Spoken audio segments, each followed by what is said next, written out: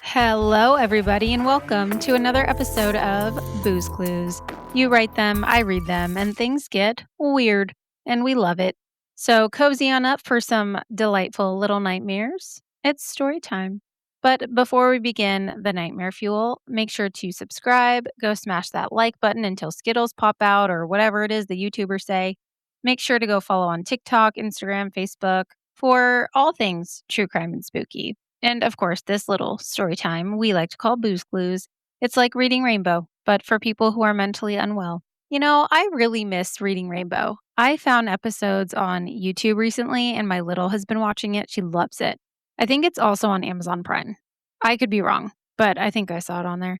I feel like kids these days will just never understand how absolutely top tier our TV shows and movies were as millennials.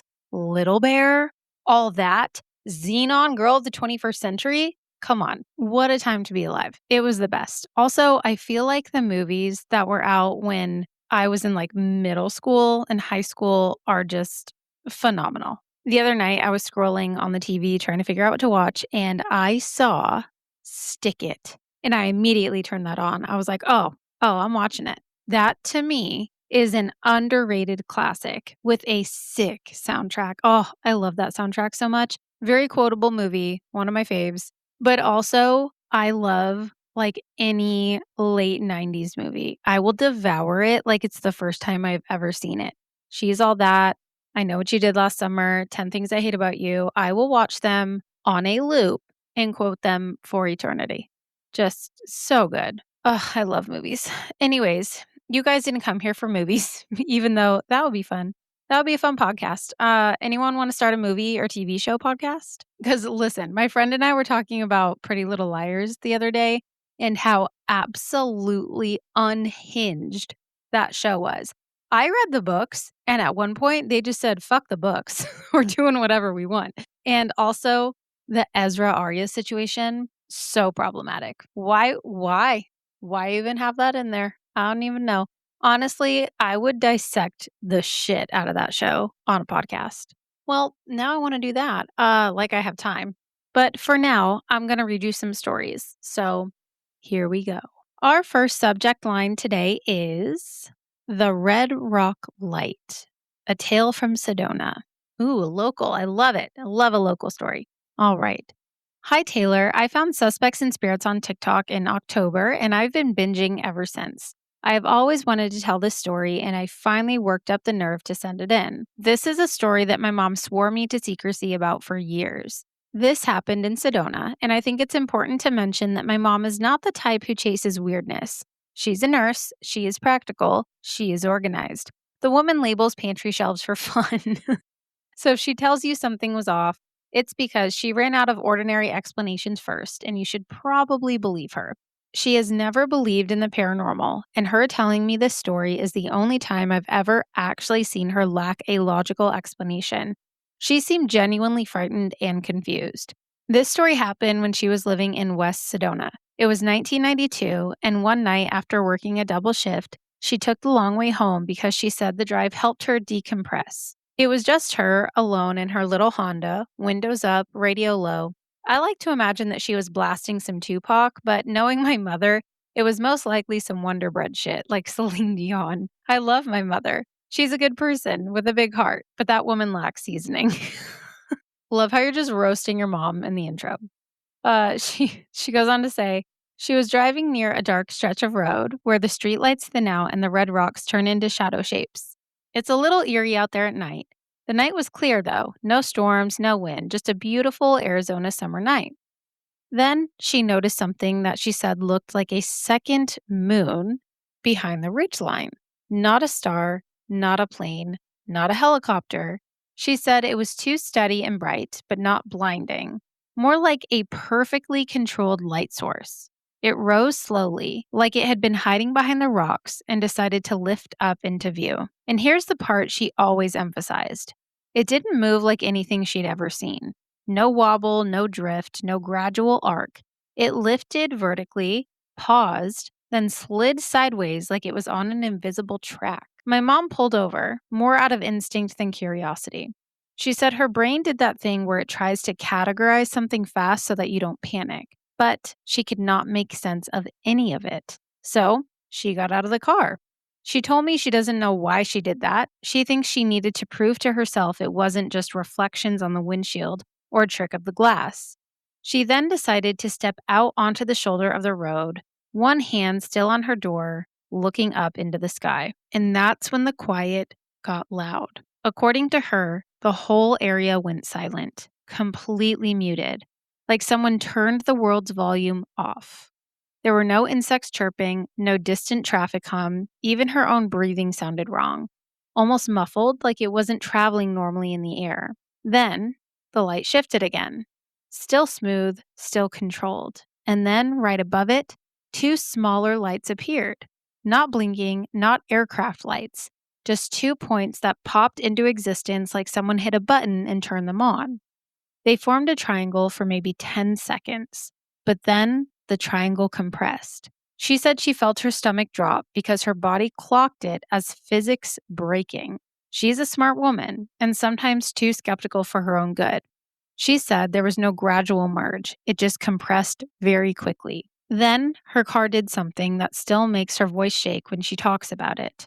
The interior lights flickered and her dash went dim. Not fully dead, but like a battery that suddenly got old and the car surged like a whom sound. Oh, I know what you're talking about, like a whom. Like when you're in a house and the power goes out, that's weird. She goes on to say her radio cut out mid-song. She had looked down and then looked back up. It was maybe 3 seconds, and the light was much closer. Impossibly close for that little bit of time that she looked down. She got in the car immediately. She didn't slam the door. She actually remembers being weirdly careful, like her body was trying not to make noise. She turned the key and the engine hesitated. Not a normal sputter, more like a delayed response. By the time it started, she noticed she wasn't alone on the road anymore. A truck had pulled over a little ways ahead of her, hazards on. A man got out and stood by his driver door, staring up at the sky the same way she had.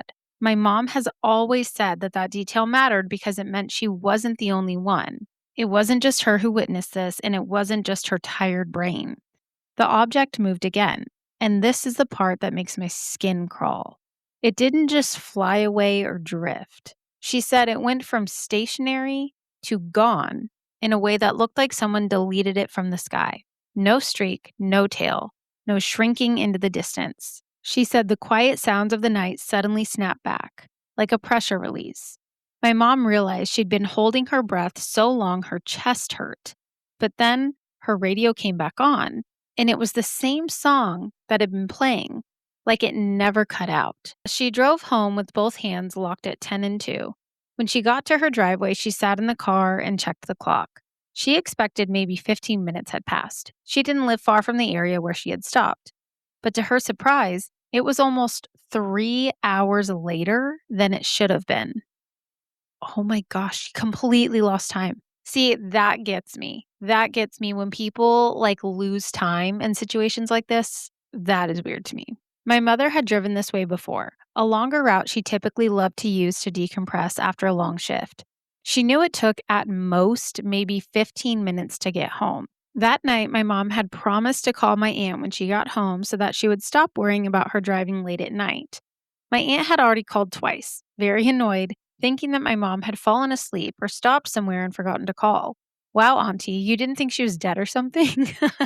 Good point, actually, because I'd be so concerned if my sister wasn't answering the phone. I wouldn't be annoyed. I would be like, are you okay?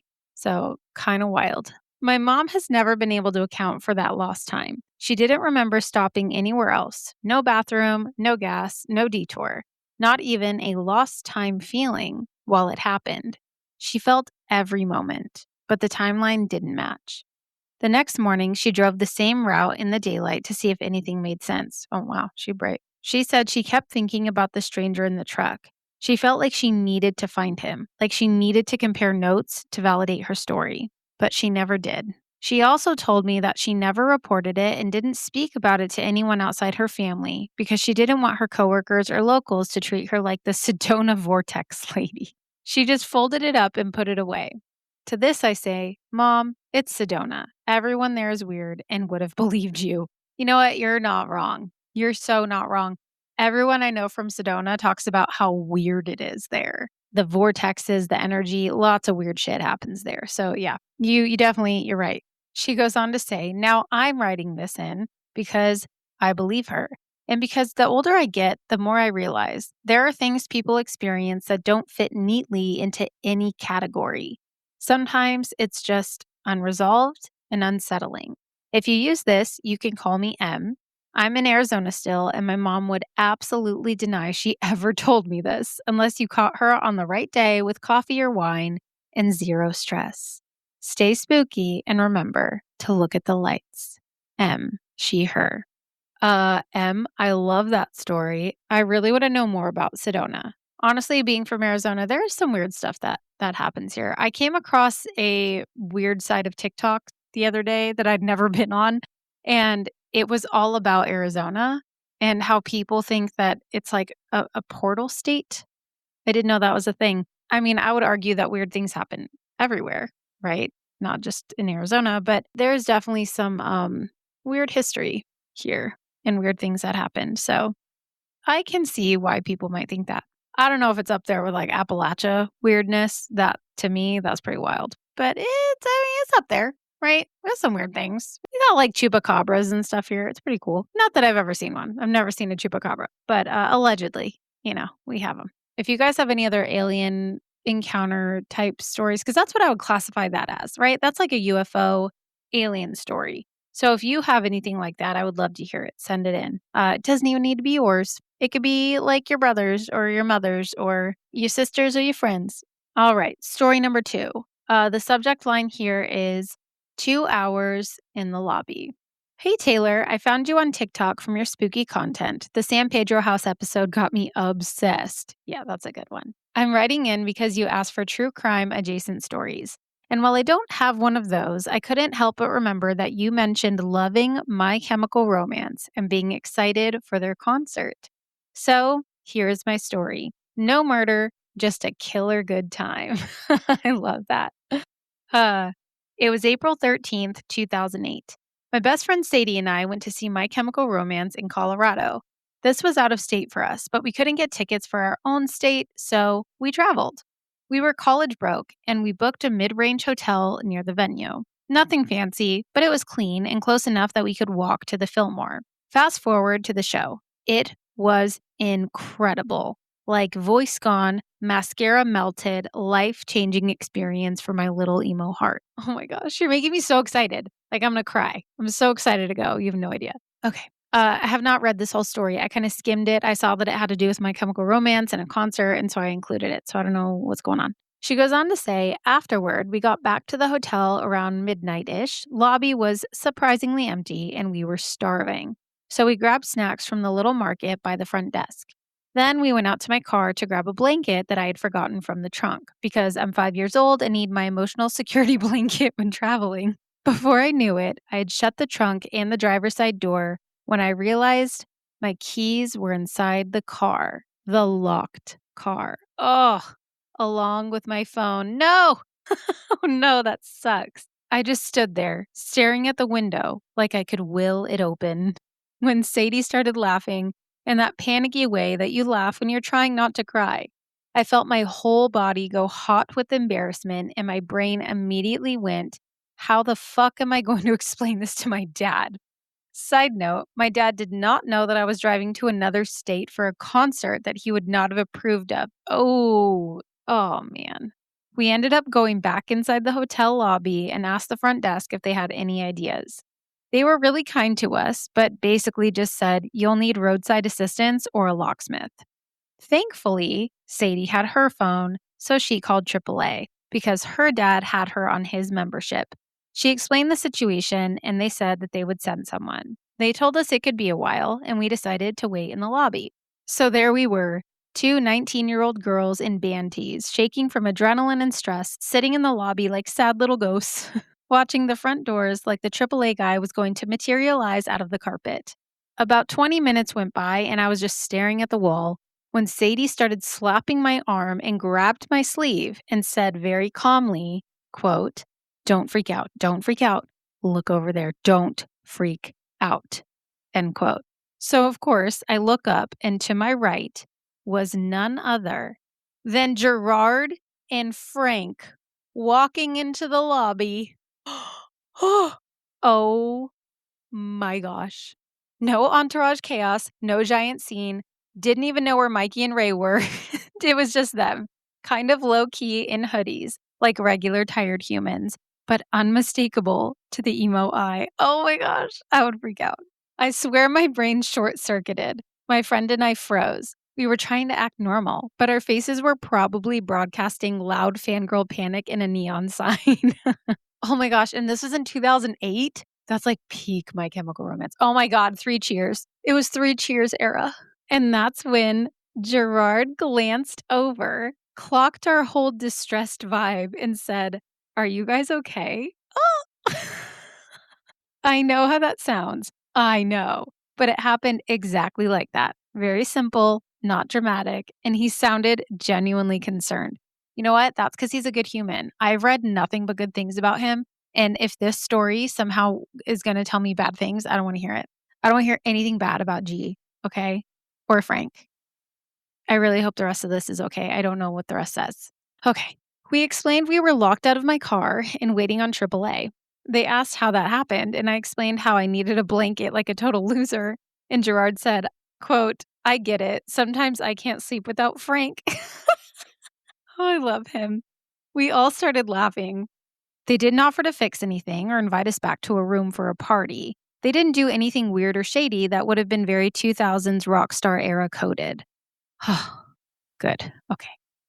They just stayed, like genuinely stayed to be good people because we were there by ourselves in a strange city and we were young girls. Yeah, of course they did because according to Gerard, things are better if I stay. Sorry, it's right there. Okay, back to the story. Back to the story. They pulled up a few chairs that were near us in the lobby and kept chatting with us in this totally normal way so that we weren't sitting there spiraling. Oh my gosh, could you imagine? They just pull up a chair. They're like, "Hey, girly pops, what's going on?" You do realize you're living like every single emo girl's dream in this story. We talked about the concert at first, favorite songs, how the crowd was, how weird people can be, and the funniest fan stories they had. We talked about whether the venue security was good, and they asked if we felt safe there. Oh, they asked if you felt safe at the concert. That's so nice. Gerard asked us where we'd driven from and told us to drink water because we looked like we were running on pure adrenaline, which was accurate. He then got up and bought us more snacks and water from the little market area. He bought you snacks and water? Oh my God. Gerard forever. King G for life. As if I could love him any more. Okay, this is where it got so on brand for the universe. It turned into conspiracy talk. What? Sadie was and still is a conspiracy girly. She mentioned being thankful for them so that we didn't get abducted by aliens or weirdos while sitting in the lobby, which then turned into a conversation about government cover ups and why there are so many missing people cases near certain highways. Frank went on about weird coincidences on tour, deja vu cities, and how some places felt like they were energetically charged. Frank sounds so cool. Gerard was the most thoughtful listener. He would ask questions and then go quiet, just staring and actually listening. Oh my God. We kept expecting AAA to show up any minute, interrupting our dreamlike state. But Taylor, it was 2 hours. 2 hours before they finally showed up. 2 hours with these legends who sang our sad little hearts to sleep so many nights before. It felt like a dream. Yeah, I would say so. Finally, the roadside tech came in. He confirmed details and then went out with us to pop the door open, which was the most anticlimactic click of my life. My keys were sitting in the cup holder, just staring like they were mocking me. Gerard and Frank walked out with us because they said even if you worked for AAA, it's still good to have witnesses. My God, I love them. After all was said and done, we walked back in. We thanked them a million times for sitting with us, trying not to die of embarrassment. Gerard just shrugged his shoulders like it was nothing, and he said, quote, "We've all had nights like that. Get some sleep." End quote. Oh, huh, oh my God. They told us to take care, gave us hugs, and asked if we needed anything else before they left. They even offered to pay for the service. Shut up. Sadie said it was covered under her dad's plan. There was no need and that they had done enough just by sitting and waiting with us. We were so thankful for this experience. And then we all said goodnight. They walked toward the elevator and went to their room. Yes, we stayed in the same hotel as My Chemical Romance. Unfortunately, we didn't see them the next morning. There were no photos with them, and we didn't even think to ask. Well, yeah, that's such a weird experience. You're not going to be like, can I get a photo? You're locked out of your car. Rock stars walk in. They're nice humans. They're talking to you about conspiracy theories. I don't believe I would think to ask for a picture either. I would just be caught up in the moment. She goes on to say, honestly, a photo could never capture the exhilaration felt that night. Yeah, I wouldn't think so. It was both weirdly pure and exciting, like an accidental pocket of kindness. Oh, I love that.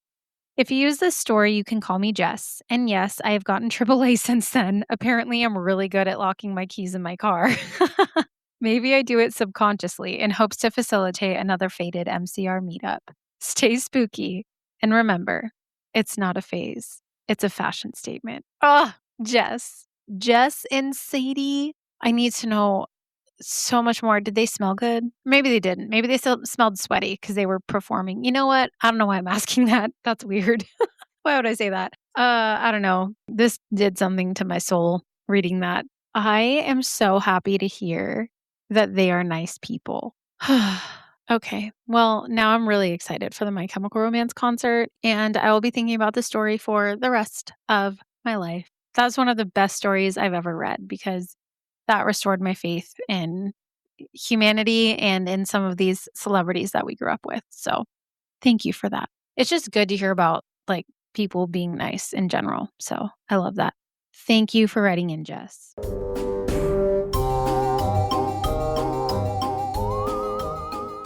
If you're anything like me, your schedule is packed. You're driving, you're cleaning, you're meal prepping, you're walking the dog, you're doom scrolling, and somehow still trying to consume books.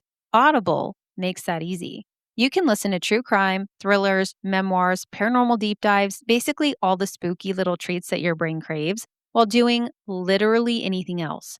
I love throwing on an audiobook while I'm cooking, grading papers, driving, or pretending that I'm going to organize my house. And right now, you can start a free trial and get 2 audiobooks on us. Yes, 2.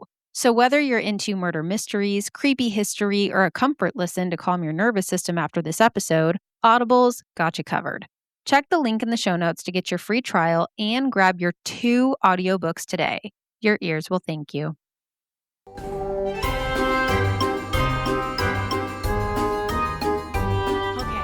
Moving on to story number 3. This one's subject line just says Todd.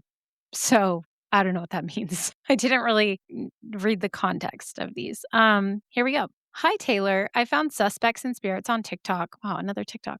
From one of your true crime teasers. I stayed for the paranormal spirals, and now I'm the guy who falls asleep to ghost stories and then complains when my brain serves me haunted DLC at 3 a.m.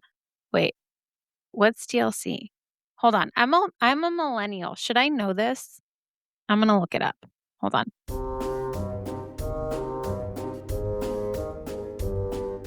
Oh, okay. Downloadable content. Got it. Okay, back to the story. So, I have sleep paralysis. I didn't know that's what it was at first. I just thought it was being visited by something that hated me personally. The first time it happened, I woke up and couldn't move, like my body was filled with wet cement. Ugh. I could breathe, but only shallowly, and my chest felt heavy. I tried to lift my arm, and it was like my arm didn't belong to me. And then I realized there was someone in the room. Not like I heard a noise, but an actual presence, a weight in the air. My eyes were open. I could see my bedroom, the same lamp, the same pile of clothes that I swear reproduces overnight. Everything normal, except that feeling that I was being watched. And that's when I saw him. At the end of my bed, half in a shadow, was a figure, a man-shaped figure, but very, very still, too still, like a mannequin that had been assigned the task of terrifying me. He didn't move his arms. He didn't lunge. He just stood there and stared at me like he had all the time in the world. The very first time this happened, though, I wanted to scream, and then quickly realized that when I tried, nothing came out. I tried to kick, but my legs were offline. That's funny. Not that you were stuck, but that you described it as being offline. I was trapped in my own body while my brain played the serious version of what if. When I finally snapped out of it, I sat up so fast I almost threw up. Heart racing, sweating. I didn't tell anyone for weeks because it sounds insane. Hey, I woke up paralyzed and there was a shadow man in my room. That's not exactly how you keep friends where I'm from. Lots of Baptists. Oh, okay. They might not take well to that. But then it happened again and again and again. Always the same formula. I wake up, I can't move, and he's there. Sometimes at the end of the bed, sometimes in the corner. One time, I swear I saw him sitting in my desk chair like he paid rent or something. After the fourth time, I started trying to cope the way I cope with everything humor. I decided to name my sleep paralysis demon. I named him Todd. What? I love you.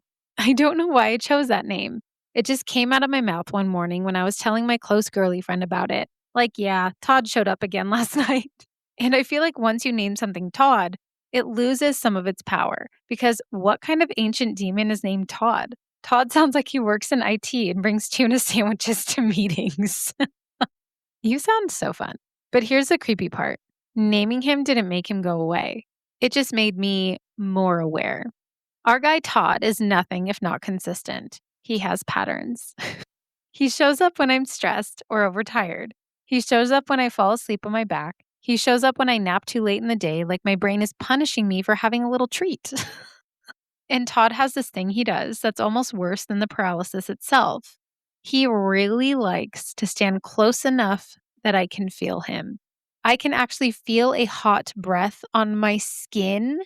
Oh, no, no, no, no, no, no. He's never touching me, just near me enough to where if I could move or speak during these episodes, I would say, "What the fuck, Todd?" No, really though, Todd, what are you doing? When he gets close, the air changes. Like the temperature drops a few degrees and my ears feel like they're filling with pressure, the way they do before a plane takes off. But I'm in paralysis, so I can't even yawn to pop them. Ugh, that sounds miserable, actually. One time I saw Todd lean slightly over me, like he was reading me, like he was checking if I was awake. Ew, I don't like that. Another time I heard a sound right by my head, like someone inhaling through their teeth, that kind of annoyed little hiss that people do when they're thinking. I couldn't move, couldn't look away, and my whole brain screamed, nope. The wildest part of this journey is that I have started trying to fight back against Todd in tiny ways. I can't really move my body, but I will at least try to move one little finger or focus on wiggling my toes just to snap myself out of it. And Todd just hovers and waits, like he knows he'll outlast me because he's a demon with nothing better to do than taunt me. A man so gay, my fight or flight response is just to vogue. Oh, he says, read the room, Todd. When I finally do break free, Todd is always gone instantly, like a one night stand, which somehow feels like a taunt. We get it, Todd. I'm single. Now, I've looked all this up because, of course, I did. So I know sleep paralysis can cause hallucinations. I know the brain does weird things when asleep and when waking. I know there are scientific explanations, but I also know what it feels like to be pinned inside your own body while something watches you like it's studying you. You'd think I'd be used to the weird looks and being studied after growing up the only out gay man in a very small Baptist community. And maybe that's why Todd doesn't scare me so much, but rather just makes me really annoyed. Because what do you mean I get looks at the grocery store and now also when I'm just trying to sleep? Just let me sleep. You know what? They're staring at you at the grocery store because I bet you are just a whole snack and they want to buy you, but not in a weird way. They're jealous of you. The next line says, so yeah, that's Todd. If you use this story, please tell your listeners if your Todd shows up, don't panic. Just try to breathe, maybe wiggle a toe. And if you're brave, give him the most humiliating normal man name you can think of. Because if I'm going to be haunted, I'm at least going to make it embarrassing. Devin, he, him. Devin, you are a treat. Your sleep paralysis demon is just obsessed with you. Like, so obsessed with you, wants to be you, I think. So glad I don't have a sleep paralysis demon. But if I ever do get my own Todd, I will give him a funny name, or her. Thank you for writing in, Devin. Hopefully, Todd doesn't bug you too much tonight. Moving on to our final story, story number 4. This one's subject line is just called Archer Avenue. Hi, Taylor, longtime listener, first time writer. I found Suspects and Spirits on TikTok. Wow, I think every story on here has been TikTok adjacent, like found me on TikTok. That's cool. Thanks for following. Thanks, guys. Anywho, they say, I found Suspects and Spirits on TikTok, but the episode that really got me was your Resurrection Mary one. I'm from the Chicago area, and I have rolled my eyes at that legend my whole life until the night that it stopped being a story and became a thing that happened to me. Oh, this is a good one to end on. This was a few years ago. It was late fall, cold enough that the air feels sharp in your nose. I'd been at a friend's get together near the southwest side. Nothing wild. I left a little after midnight because I had work in the morning, and I'm that person now. Valid. I took Archer Avenue because it's the route I've taken 1,000 times, the kind of drive you can do on autopilot. If you grew up here, you know the Resurrection Mary details the way you know local sports trivia. The hitchhiker, the vanishing, the cemetery. People place her along Archer between dance halls and Resurrection Cemetery. And honestly, this night, I wasn't thinking about any of that. I was thinking about my bed. Your girl loves a good night's sleep, and I was very tired. But as I drove along Archer Avenue listening to the radio, I looked up, and that's when I saw her. A girl on the side of the road, near a stretch where the streetlights leave pockets of darkness. She was standing a little back from the curb, like she wasn't sure if she could step forward. And my first thought wasn't ghost. It wasn't even the legend. My first thought was, well, that's unsafe. Because, one, it's Chicago at night, it's late, and also a little bit of because you don't want to be the person who drives past someone who might actually need help. Yeah. I mean, maybe if it was a child, if it was like a little kid, I would stop and make sure that they were okay. But if it's like a whole ass adult, just call the police. Call them up. Be like, "Hey, there's this person here. They seem like they might need help. I think you guys should go make sure that they're okay." But that's just me. She goes on to say, I slowed down and she was stepping closer to the road. That's when my headlights caught her clothes. A light colored dress, almost white, but not bright like a costume, more like something formal that had dulled with time. She had a little jacket on, thin for weather, and her hair was light and styled in a way that felt old fashioned. Not vintage cute, but also not current. I cracked my window an inch, very Chicago of me, and I asked, Are you okay? Do you need help? She leaned slightly toward the car and said, Can you take me to Resurrection? I got a chill, but it still didn't click. I genuinely thought this was a real person. I should have driven away. I know that. But my brain did that thing where it tries to protect itself with logic.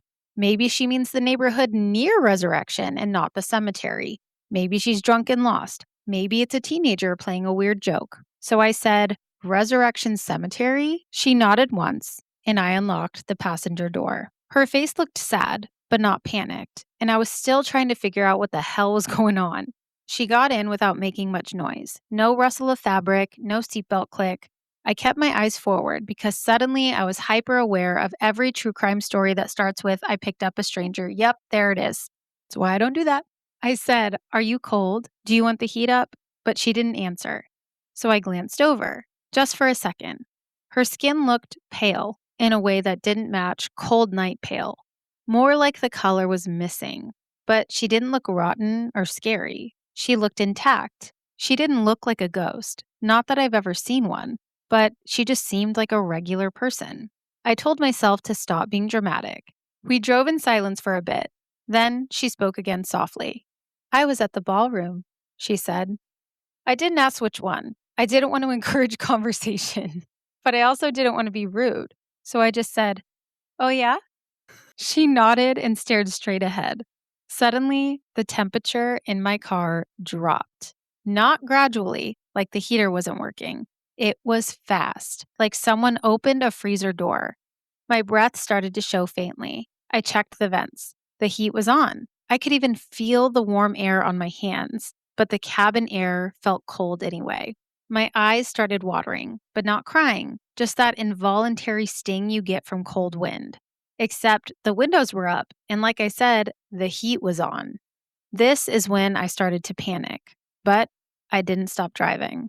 We approached the area near Resurrection Cemetery, and as the cemetery came into view, she turned her head toward it, and I felt every hair on my arms stand on end.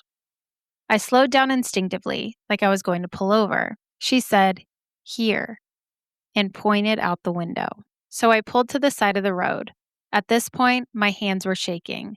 And when I turned my head to ask her if this was really where she needed to be let out, my passenger seat was empty. It was like she had never been there. The passenger door had not opened. There was no rustling, no footsteps, no movement in my peripheral. The seat wasn't even warm. She was just gone. Yeah, I think you picked up a ghost. That was Resurrection Mary.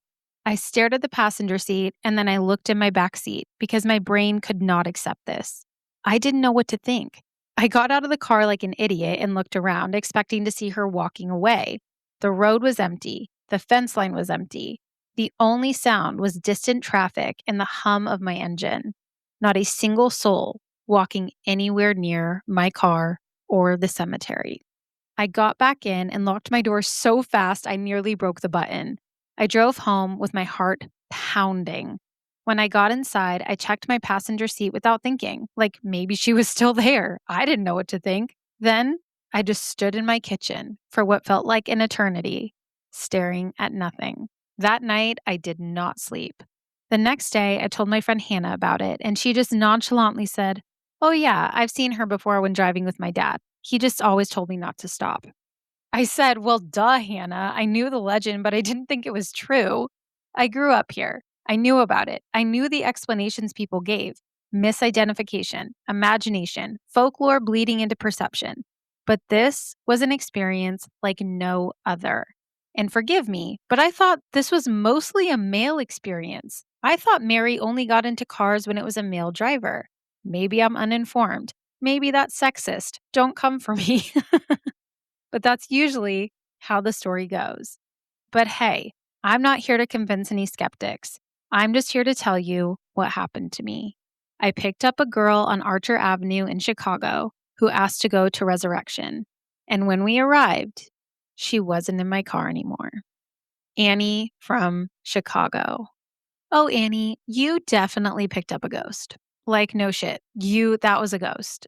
Wow, that's pretty cool, actually. Look, I don't pick up people, I don't do that. But the fact that it was Resurrection Mary, I mean, that's what we're going to assume, right? That is pretty kick ass. And if you're thinking to yourself, "Oh, I shouldn't talk about this because I sound weird," you should totally talk about it. If I had that experience, I would be telling every single person about it at every party I ever went to. I'd be like, "Hi, my name is Taylor. I'm a tourist, and once I picked up a hitchhiking ghost." But Annie, I totally get it if you don't want to tell people about that because, yeah, not everyone's a believer. So they might look at you like you have 5 heads. I get that because I get that look sometimes too. But you got to just, they're just haters. They're ghost haters. You know what you saw. This was a great batch of stories. I'm going to be thinking about that My Chemical Romance story for the rest of my life. I can't wait to go. I'm so excited. Well, you guys, that is all I have for you today. I hope that you enjoyed this episode. And I also hope that if you have a sleep paralysis demon, you can name him something like Todd and just, have fun with it. Have a good time. Make a new friend or don't. That's completely up to you. I'm not trying to tell you what to do with your life. But what I will tell you to do is send me your stories. Send them on in, babe. Suspectsandspirits.com. You can go to the little forum on there, or you can email me, suspectsandspiritspod@gmail.com. You can DM me on TikTok, Instagram, whatever. Send them on over. And while you're at it, be good humans and remember to trust your lizard brain. Until next time, goodbye.